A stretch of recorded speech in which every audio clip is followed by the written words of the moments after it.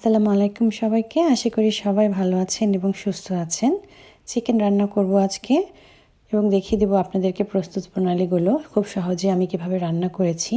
চিকেনের ঝোল দিয়ে রুটি এবং ভাত খেতে সবার খুব ভালো লাগে, আর সাথে যদি আলু থাকে বাচ্চারা খেতে খুবই পছন্দ করে। আমি আজকে আমার চিকেন কারিটা মাত্র 15 মিনিটসে বানিয়েছি। দেখিয়ে দিচ্ছি। সবচেয়ে প্রথমে একটা প্যানের মধ্যে অনিয়ন নিয়ে নিয়েছি তেলের সাথে। অনিয়নগুলো কিছুক্ষণ ভাজি হয়ে যাওয়ার পরে আমি এটার মধ্যে আস্তে আস্তে মশলাগুলো দিয়ে দিব। প্রথমে আমি আদা পেস্ট এবং রসুন পেস্ট 1 চা চামচ ইচ দিয়ে দিয়েছি এবং ইয়োগার্ট দিয়ে দিয়েছি 3 চা চামচ। মশলাটা এখন ভালোভাবে তেলের মধ্যে ভেজে নিব যাতে সুন্দরভাবে মিক্স হয়ে যায়। এখন আমি 1 চামচ জিরার গুঁড়ো এবং 1 চামচ ধনিয়ার গুঁড়ো দিয়ে দিলাম। এরপরে দিয়ে দিচ্ছি আরও 1 চামচ হলুদের গুঁড়ো এবং আধা চামচ মরিচের গুঁড়ো দিয়ে এখন মশলাটাকে সুন্দরভাবে কষিয়ে নিয়ে নেব তেলটা উপরে উঠে আসা পর্যন্ত। আমি সুপারমার্কেট থেকে বাটার চিকেন সস কিনে নিয়ে এসেছিলাম। সে বাটার চিকেন সস থেকে মাত্র 2 চামচ বাটার চিকেন সস ইউজ করব, জাস্ট ফ্লেভারের জন্য। এটা অপশনাল, আপনাদেরকে না ইউজ করলেও চলবে। এটা দিলে কালারটা একটু সুন্দর হয় এবং ফ্লেভারটাও একটু বেটার হয়। এরপরে আমি ঢেকে দিয়েছি 5 মিনিটের জন্য। 5 মিনিটের পরে দেখতে পাচ্ছেন যে তেলটা পানির উপরে উঠে গেছে, মশলাটাও একটু শুকিয়ে এসেছে। এখন আমি আমার কেটে রাখা এবং ধুয়ে রাখা চিকেনগুলো এই মশলাটার মধ্যে আস্তে করে দিয়ে খুব ভালোভাবে মিক্স করে দেব। চিকেনগুলো আমি আগে থেকেই ধুয়ে নিয়েছিলাম, সেই প্রস্তুত প্রণালীটা আপনাদেরকে আজকে দেখাইনি যে সময়ের কারণে।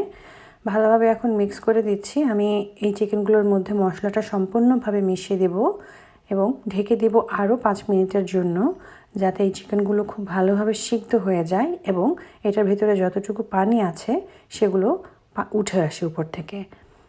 এখন আমি এই চিকেনগুলোকে ঢেকে দেওয়ার পরে 5 মিনিট পরে আবার ফিরে এসেছিলাম আপনাদের কাছে। এখন দেখতেই পাচ্ছেন যে পানি উঠে এসেছে। আমি এক্সট্রা কোনো পানি অ্যাড করিনি এটার সাথে।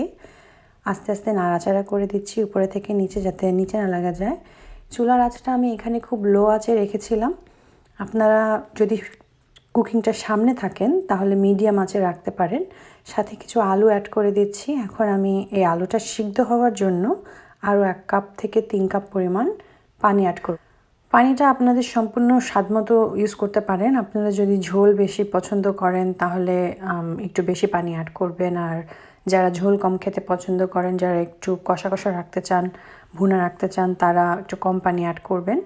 আমি সম্পূর্ণ নাড়াচাড়া করে দিচ্ছি। এখন আলুগুলো সিদ্ধ হতে আরও কিছুক্ষণ সময় লাগবে। এখন সল্টটা একটু টেস্ট করে নিলাম। আগেই বলে নিয়েছিলাম আমি এখানে আমার পরিমাণ মতো সল্ট অ্যাড করব, তো আমি এখানে 3 চামচ পরিমাণ সল্ট অ্যাড করেছি। করে ভালোভাবে নাড়াচাড়া করে দিচ্ছি।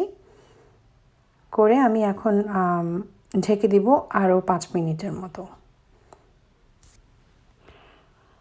ফিরে এসেছি, এখন পানি অ্যাড করে দিচ্ছি। পানি অ্যাড করে দেওয়ার পরে আমি ঢেকে দেবো আরও 2 মিনিটের জন্য এবং চুলার আঁচটা হাই হিটে দিয়ে দেব, যাতে সম্পূর্ণ পরিমাণে একসাথে কুকিং হতে থাকে। হিটে চিকেনটা কুকিং হচ্ছে, আমি চুলার আগুনটা সম্পূর্ণ পরিমাণ ছেড়ে দিয়েছি এবং আলুটা হয়ে গেছে কিনা আমি একটু ভেঙে দেখেছিলাম। চিকেন রান্নাটা হয়ে গেছে। এখন আমি সার্ভ করব। আপনাদের পছন্দ অনুযায়ী আপনারা যে কোনো প্লেটে সার্ভ করে নিতে পারেন। আমি একটা ছোট বাটি নিয়ে নিয়েছি। এখানে প্রথমে 2টা পিস চিকেন সার্ভ করে আপনাদেরকে দেখিয়ে দিচ্ছি। চিকেনের ঝোলটা খুবই ইয়ামি হয়েছে রুটি অথবা পরোটার সাথে। এটা খেতে খুবই ভালো লাগবে এবং ঘ্রাণটাও খুব সুন্দর হয়েছে। সারা ঘরে ঘ্রাণটা ভরে গিয়েছে চিকেনের স্মেলে।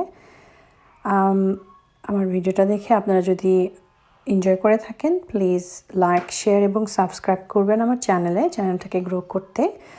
আর আমি আরেকদিন আসবো আর একটা নতুন ভিডিও নিয়ে। আমি আসলে প্রতিদিন চেষ্টা করছি একটা করে ভিডিও আপলোড করার জন্য।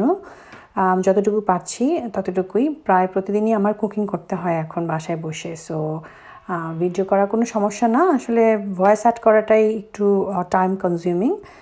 আপনারা সবাই ভালো থাকবেন। আমি আবার আসবো, আবার দেখা হবে। আল্লাহ হাফেজ।